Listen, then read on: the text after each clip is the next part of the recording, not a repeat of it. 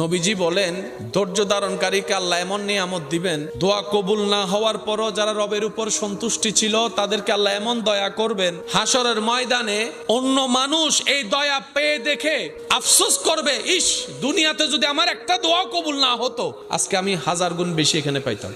অনেকে বলে আমি আর কত ধৈর্য ধরবো। এক কথায় মাথায় এবং মনে বসায় নিবেন, আমাদের কাজ হচ্ছে রবকে খুশি করা, আর রবকে খুশি করার 1000 মাধ্যমের একটা মাধ্যম হচ্ছে ধৈর্য ধরা। তা আমি কতক্ষণ ধৈর্য ধরবো? যতক্ষণ আমার রব খুশি না হবে ততক্ষণ ধৈর্য ধরবো। বলেন না সুবহানাল্লাহ। হাদিসে পাকে নবী রাহমাতুল্লিল আলামিন ইরশাদ করছেন, হে আমার উম্মত, কখনো যদি দোয়া কবুল না হয় মন ছোট করিও না। বান্দার দোয়া আল্লাহ কখনো বিফলে যেতে দেয় না। বান্দা দুনিয়াতে যা দোয়া করেছে তা আল্লাহর কাছে জমা থাকে। আল্লাহ যদি দুনিয়াতে সেটা রিটার্ন না করে, হাসরের ময়দানে ওই করা দোয়ার বিনিময়ে আল্লাহ এমন নিয়ামত দান করবেন, বান্দা সেদিন